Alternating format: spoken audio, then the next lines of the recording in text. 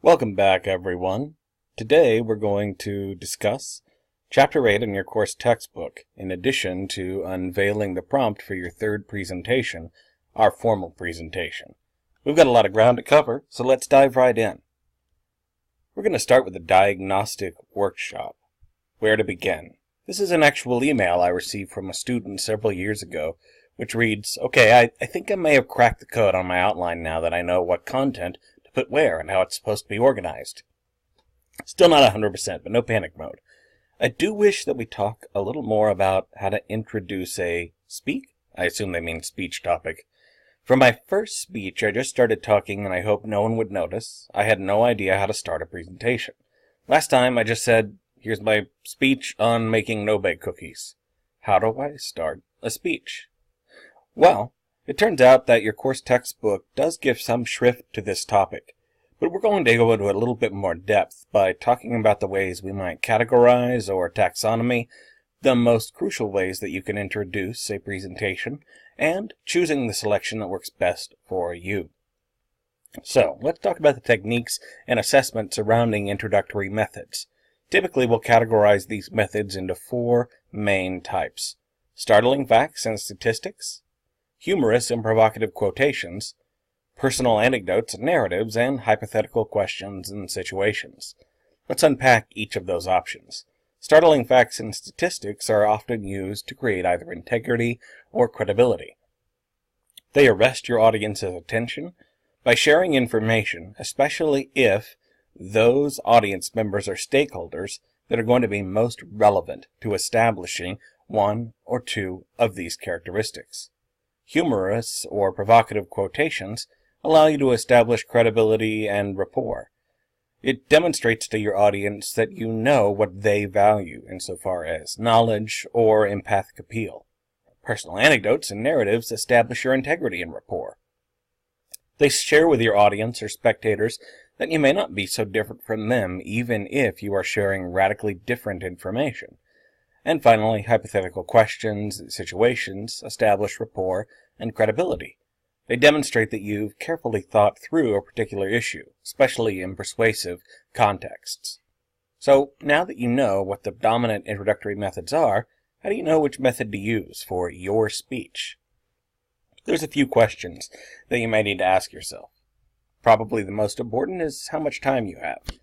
An anecdote or extended narrative about the time that your Aunt Susie rode a pig at the county fair might be immeasurably humorous, but if you've only got 5 minutes to give your speech, and that one anecdote eats up 2.5 minutes of your time, it's best to table it for a future opportunity. Also, ask what your audience's expectations might be in regards to occasion, mood, or demography. Certain demographies might respond better to certain quotations, especially by authorities that they've already rendered credible. Knock-knock jokes aren't probably going to be read as appropriate at a funeral or a eulogy. And finally, what is the most important speaking trait that you need to solve? Integrity, rapport, credibility to accomplish your speech goal, and most importantly, what method do you do best? Let's face it, some of us are just born with comedic timing, others of us struggle. And, in addition to that, some of us are Jedi Zen masters when it comes to finding quotations on Wikiquote. Others of us would rather not do the research and just share a personal narrative that we feel attenuates to the topic at hand. So choose your strength, because remember, your audience is going to make adjudications about you and your material often within the first 15 to 30 seconds of your presentation, so starting out on the strongest foot is always the best way to go. You don't have to take my word for it. In The Good Sophist, blog writer writes in How to Write the Perfect Speech Introduction, the initial 20 seconds of your speech is your first and best chance to win over your audience. It is during this time that you have the highest level of attention from the audience. What are you going to do with that high level of attention? Are you going to turn down the lights and direct them towards a PowerPoint? Will you start with, "Hello, my name is"? Are you going to tell them thanks for showing up? Whatever you decide to do will play a major role in how the audience sees you and your topic. There's no specific thing you have to do, and That's why we've introduced those questions that you need to ask yourself. But there are some things you should not do. Don't do something expected. Doing something expected tells your audience that you and your speech are ordinary. Nothing you say will be different than other things they've already heard. A usual start, an invitation to your audience to unplug from you and plug into any of the other legions of distractions at their disposal. If you're ordinary in those first 20 seconds, you'll be ordinary for the rest of the speech in the eyes of the audience. So what's ordinary? It's ordinary to start off by telling the audience what your name is. Welcoming them is ordinary. Thanking them, ordinary. It's not bad to do any of these things. In fact, you should do them. But you don't have to waste your first 20 seconds on them. Now, it turns out we'll be talking about things like outlines in a subsequent lecture and discussion. But in the meantime, it's important to note that while you do need to check a few boxes insofar as the scope of your speech, the introduction doesn't have to be the place where you check all those boxes as quickly as you can. Let's look at some examples of TED speech introductions. Maybe you could even identify what type of introductory method is being used. Ken Robinson, The Skills Kill Creativity. Good morning. How are you? It's been great, hasn't it? I've been blown away by the whole thing. In fact, I'm leaving. And then Robinson walks off the stage. That would probably get my attention. It doesn't necessarily count as a startling statistic, but it's certainly far different from saying, I'm going to talk about this and my name is that. Eve Ensler, in Suddenly, My Body, writes, For a long time, there was me in my body. Me was composed of stories, of cravings, of strivings, of desires of the future.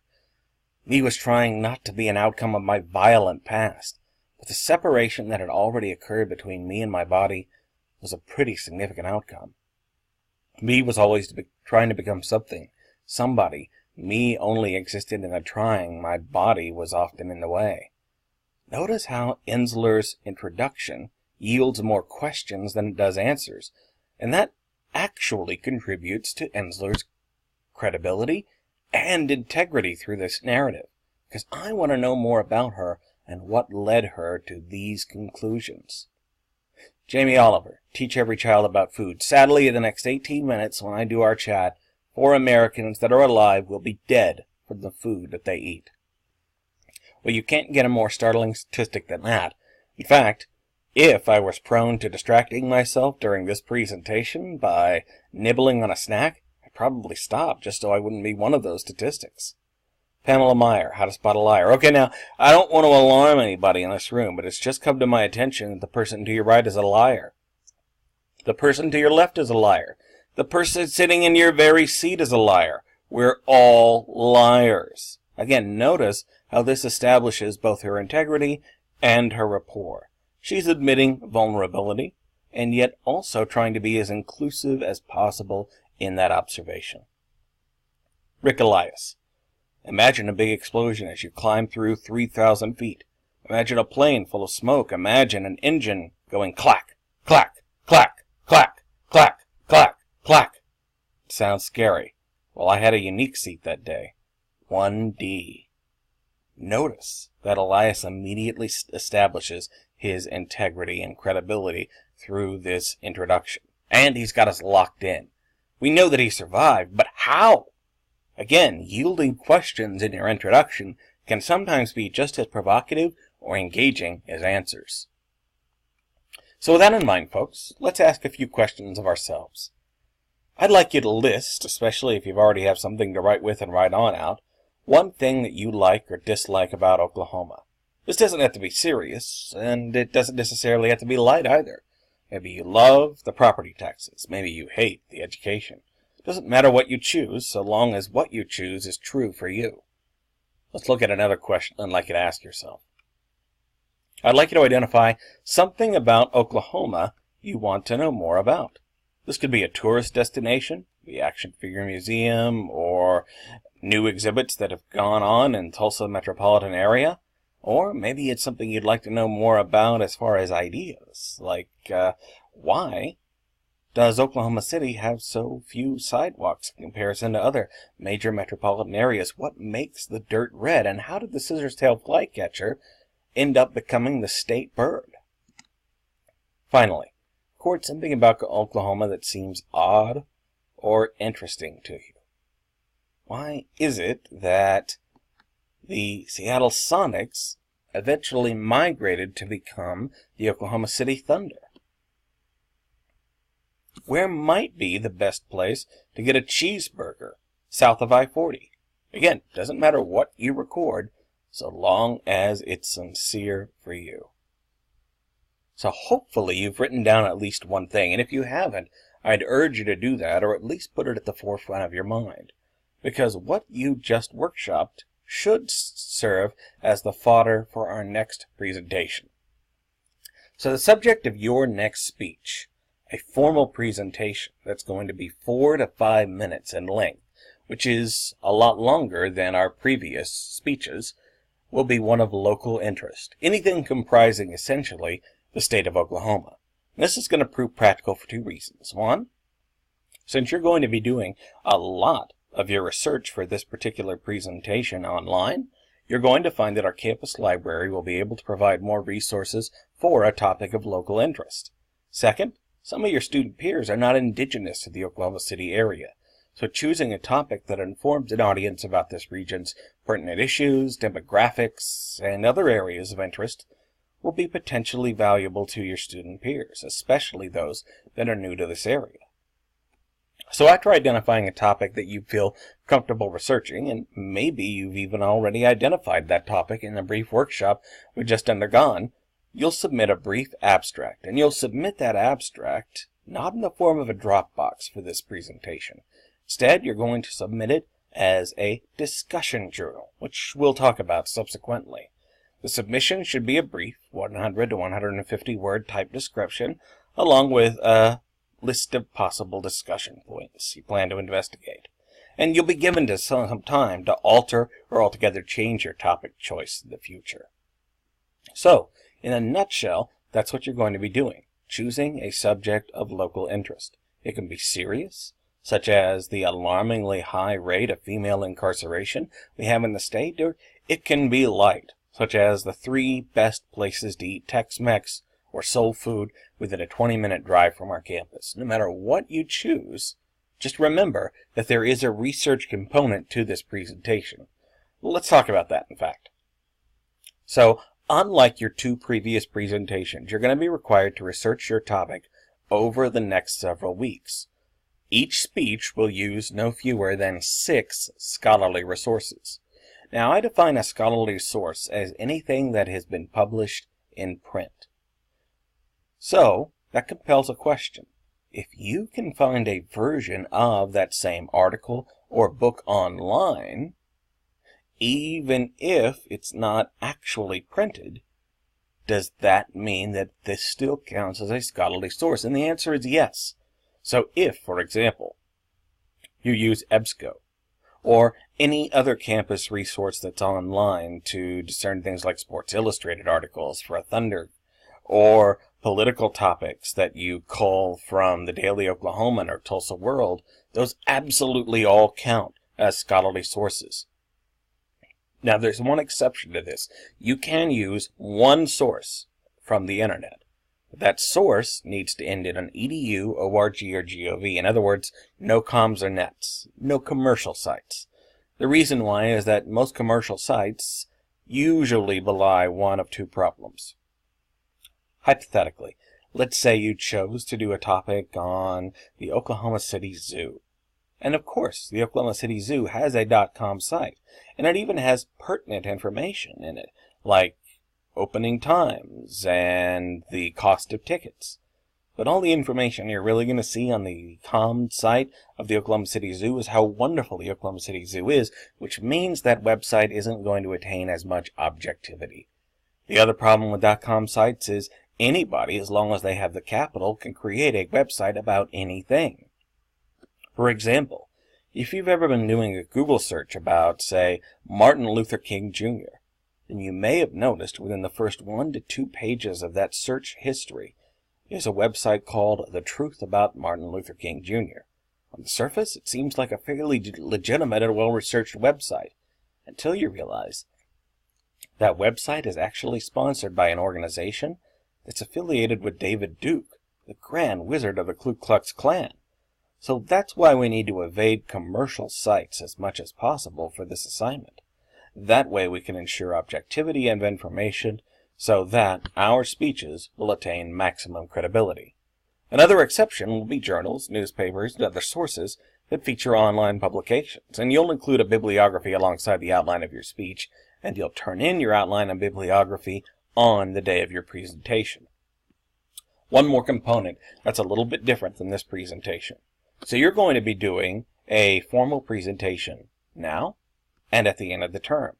And for one of those formal presentations, you're going to be asked to complete a multimedia component, a PowerPoint or a Google Slide presentation, perhaps even a Prezi. So you will need to include a PowerPoint or some sort of multimedia for this speech or a speech at the end of the term. Don't have to do both. You certainly can if you'd like, but you need to do one or the other. All PowerPoints must be submitted no later than 1 day prior to the date of the presentation, just so that you can demonstrate that you've thought carefully about what you're going to present in advance of the presentation itself. So, let's say you're not really interested in doing a topic of local interest. Maybe you plan on moving out of the state as soon as you've got your diploma or degree program. Rather than investigate a topic of local interest, you can elect to structure your speech around a body of survival knowledge you feel should be understood by all college students. You don't have to choose these topics. In fact, I would encourage you not to, but possible options might include things like how to donate plasma to get a little extra revenue, managing your credit card debt, or renting your first off-campus apartment. You still need to exhibit a defensible specific speech goal, just like you did with your previous presentations, and you'll need to seek topic approval from the instructor in the appropriate discussion journal entry. So, with that in mind, let's go over the brass tacks, so to speak. The time limit of this speech needs to be 4 to 5 minutes. Speeches excessively short or long will be penalized. They'll have a 100 to 150 word abstract that describes the contents and organization of your presentation. Speech conforms to above purpose and audience, and you can use index cards just like before. Your outline will accompany your presentation on the day of your speech through an upload, and multimedia will need to be submitted to me, the instructor, 1 day before the speech, and you'll also be submitting an upload of a works cited or bibliography with no fewer than 6 sources, 1 internet source, no comms. Just as always, your presentation must incorporate an audience of no fewer than 4 spectators. Now this must all seem like you're taking a drink from a fire hose, so let me assuage some of your anxieties or concerns. Number 1, you actually have several weeks to complete this assignment, not just the usual 7 to 10 days like our previous assignments. And indeed, all of our lectures and all of the chapters between now and the time you give this speech will be carefully ordinated to help you accede to the goals of this assignment. In addition to that,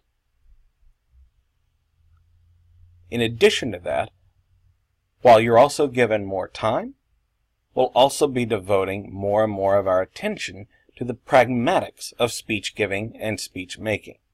And all of the aspects of this particular style sheet, such as creating an outline, multimedia, etc., are things that we'll be tackling in our online lectures as well.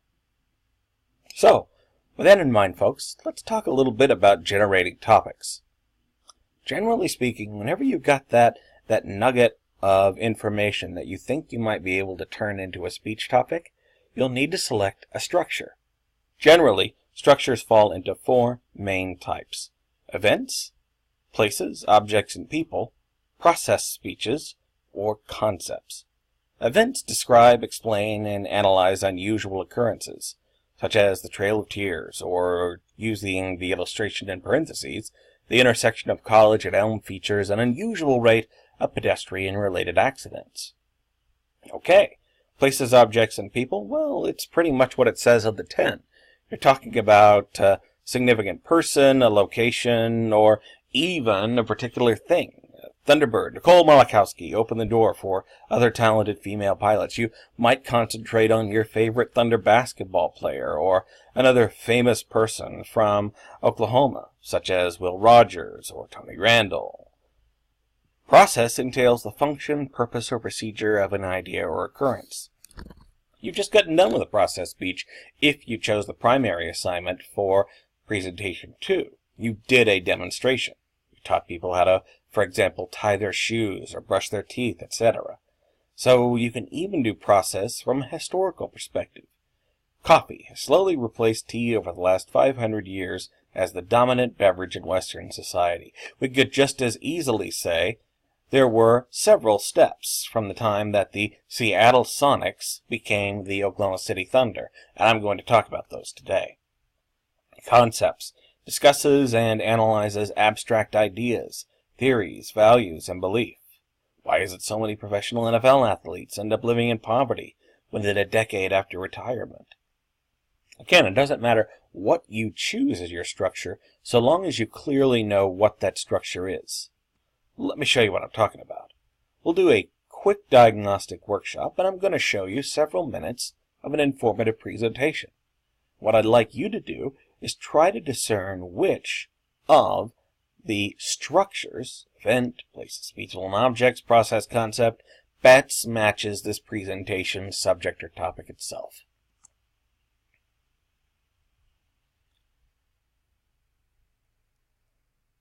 You've probably never thought about what life would be like if you didn't have any hair. When I was 2 years old, I was diagnosed with alopecia. This disease caused all of my hair to fall out, and I haven't had any hair since. Many people don't know what alopecia is, and they assume, well, somebody's bald, they either have cancer or they shave their head for some unknown reason. My job today is to inform you on what alopecia is, who it affects, and the types of treatments that are available. We will begin with what alopecia is. It's an unpredictable autoimmune disease that causes hair loss on the scalp and other parts of the body. The immune system mistakenly attacks the hair follicles, causing the arrest of the hair growth system. There are 3 stages in the hair growth process. First is the anagen stage. Now this stage is when the hair grows within the follicle. The second stage is the catagen phase, and this is when the hair stops growing within the follicle. And then the next stage, the last, is the telogen phase, and it's called the resting stage, but this is when the hair pushes through the follicle and it's the hair that you have on your head. There are 3 types of alopecia. The first is alopecia areata. Now this is seen as patches, mostly on the scalp, but it can also occur on, such as a man's beard or on the legs or arms, just in patches. The second is totalis, and this is seen as scalp hair loss, and it usually does not affect the rest of the body. And then the third is alopecia universalis, which is the rarest form, and go figure, the type that I have to have, and it causes total body hair loss. As you can see, I wear fake eyelashes and eyebrows and makeup and stuff to hide the fact that I don't have eyelashes, eyebrows, and even nose hairs, but I don't wear makeup for the nose hairs. But my friend Aaliyah here doesn't have any of that. She just goes with whatever, and she's beautiful without all of it. But that's how alopecia universalis is seen. In all forms of alopecia, the hair follicle stays alive, and it's ready to resume growth if it just receives the right signal. Now, the signal would trigger it to go into that telogen phase for the hair to grow. So, researchers are looking for that signal in the meantime. There are no symptoms to alopecia, so after giving this speech, if you're all scared you're going to lose your hair, I'm sorry, you can't go to the doctors and have them tell you if you're gonna or not, because it's unpredictable. According to the National Alopecia Areata Foundation, 2% of the population is affected by this disease. 5 million of those people live here in the United States. So who among the 2% of the population does alopecia affect? Well, it affects children, adults, men, and women of all ages. Scientists found that even mice and some dogs and cats can experience this disease. I actually have a friend who has a dog with alopecia. It's kind of funny. When I was telling her about what I had, why I didn't have hair, she's like, my dog has that. And I was like, no way. Dr. Angela Cristiano explains that they are doing genetic studies to find out what gene this hair loss disease lies on. Therefore, they're looking for the hereditary aspect of this disease. A statistic from the National Institute of Arthritis and Musculoskeletal and Skin Disease, also known as NIAMS, states that 1 in 5 people with alopecia also have another family member with this disease. It also occurs in people who have other autoimmune diseases in their family, such as diabetes and rheumatoid arthritis and so on. In my family, I have a great aunt with alopecia. Her grandson, who's my third cousin, has alopecia universalis like I do. I have a first cousin with alopecia areata. And I also have diabetes, rheumatoid arthritis, and thyroid problems all in my family, so I'm not surprised I have alopecia with all that running in my blood. So first of all, what an amazing introduction, right? Just so you know, none of you have to shave your heads in order to create an engaging or arresting introductory moment. So now that we've got that out of the way, try to think of which of those 4 structural categories, events, people and places, or process or concept, best fits the totality of what this person was speaking about.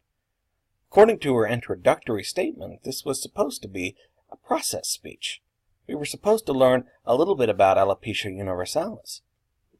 Did you notice the sheer volume of personal anecdotes that were imbued within the speech itself? Now, while this speech is far from a ruin, it's not garbage at all, I would suggest, if this person had another pass at this presentation, to pick a proverbial lane. It would be absolutely wonderful to hear an entire speech about this single person's perspective about contracting and living with alopecia universalis, or just using it conceptually to talk about the various types of alopecia and to talk about various cures, diagnoses, etc.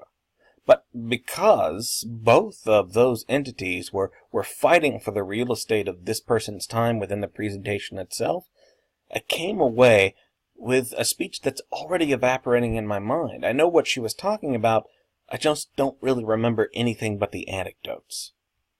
That's why choosing a structure can be so vital to a successful presentation. With that in mind, in addition to structure, you need something called organization. So in other words, structure tells your audience what you're going to be speaking about and what every aspect of your speech is going to hang itself upon. Organization is the way that you unveil all of those constituent points.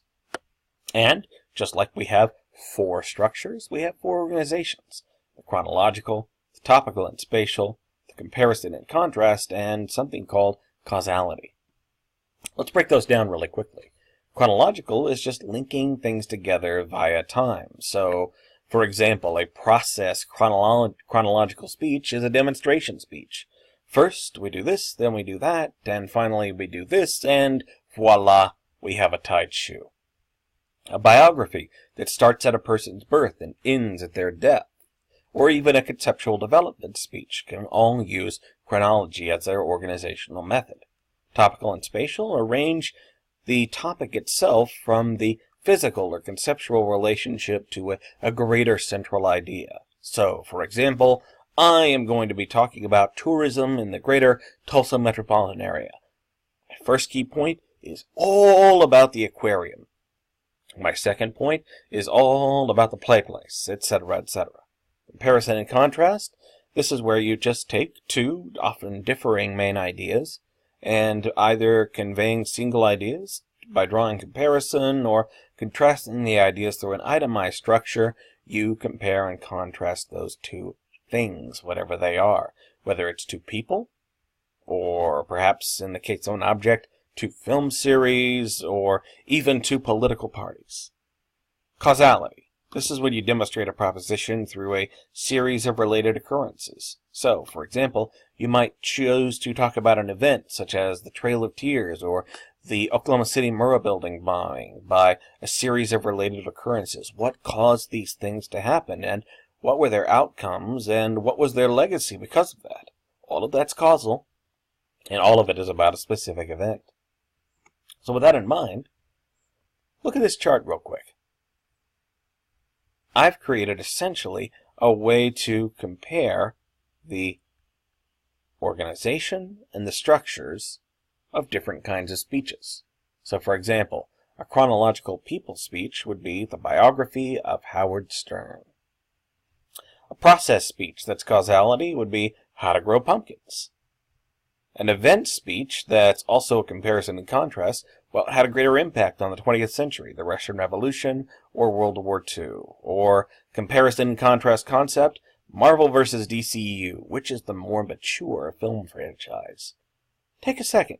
Can you think of something that might fit into an empty bubble in this chart?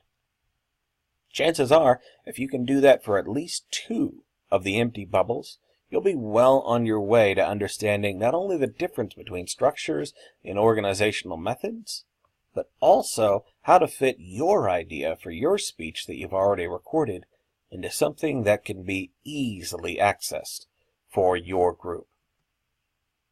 So, with that in mind, folks, we'll stop there for the day.